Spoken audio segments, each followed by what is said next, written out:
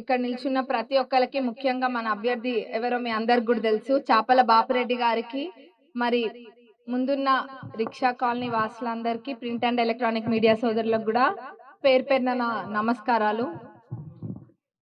మీ అందరికి ఒకటి చెప్పాలి, బాపిరెడ్డి గారు ఇందాక అన్నట్టుగా జనరల్ వేరే వార్డులు కూడా ఉన్నాయి.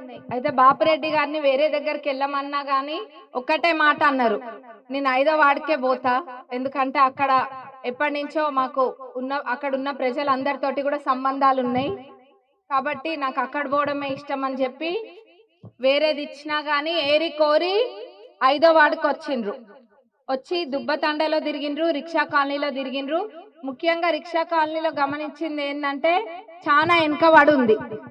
రోడ్లైనా డ్రైనేజ్లైనా ఇల్లు లేకపోవడము, ఇది మరి ఒక పల్లెటూరు కన్నా కూడా నిజంగానే వెనుకబడిపోయి ఉంది.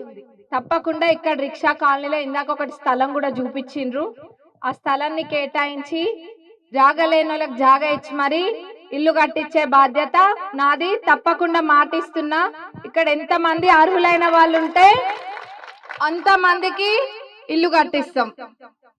రోడ్లు కూడా రిక్షా కాలనీకి మొదటి ప్రాధాన్యతనిస్తూ చేపిస్తాం. వాటర్ సమస్య ఉంది, ఇందాక కమిషనర్ గారితో కూడా మాట్లాడినా, మరి ఆ నీళ్ల సమస్య కూడా తీరుతుంది. ఇంకా డ్రైన్, సైడ్ కాల్వలు, రోడ్లు కూడా చేపిస్తాం.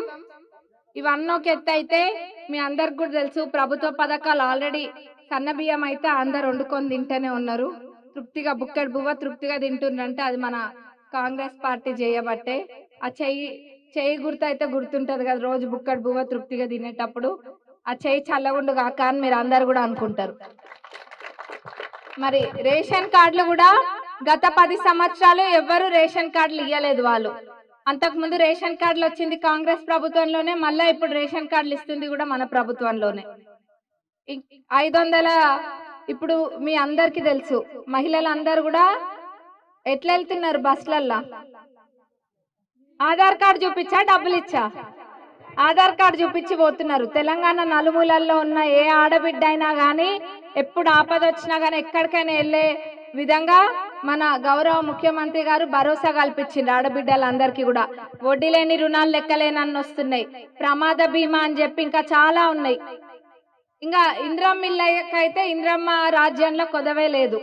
ఆల్రెడీ 3500 ఇల్లు వచ్చినాయి, అది కట్టుకోవడం అయిపోక ముందే మళ్ళీ ఏప్రిల్లో 3500 ఇల్లు వస్తున్నాయి.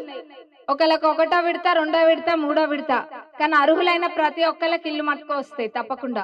మీకు మట్టుకు 2వ విడత, ఇంకా దానికన్నా ముందే మీ అందరికి 5వ వార్డులో ఉన్న ప్రతి ఒక్కళ్ళకి అర్హులైన వాళ్ళకి ఇల్లు ఇప్పించే బాధ్యత నేను తీసుకుంటున్నా, మాటిస్తున్నా కూడా. మరి మీరు అందరూ కూడా అవతల పార్టీ వాళ్ళు కబుర్లు చెప్పడమే తప్ప మరి అన్ని సంవత్సరాలు వాళ్ళే అధికారంలో ఉన్నారు కదా, రిక్షా కాలనీ ఎందుకు ఇట్లుంది? మరి ఆలోచన చెయ్యండి. అధికారంలో ఉన్నప్పుడే ఏం చేయలేదు, అధికారం లేనప్పుడు గెలిచి ఏం చేస్తారు వాళ్ళు?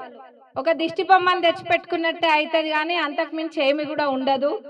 బుడదల పోసిన పన్నీర్ అవుతుంది ఓటు వేరే పార్టీకి వేస్తే.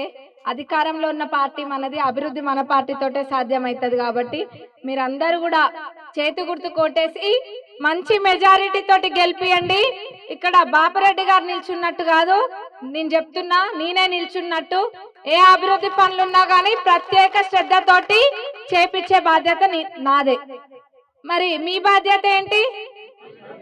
ఓటేసి గెలిపించే బాధ్యత మీది. ఓటేసి అంతే హక్కుతోటి అడగండి, తప్పకుండా మీకు చేపిస్తా నేను. ఏం గుర్తు మనది? చేతి గుర్తు. చేతి గుర్తుకే, చేతి గుర్తుకే. జై కాంగ్రెస్, జై జై కాంగ్రెస్.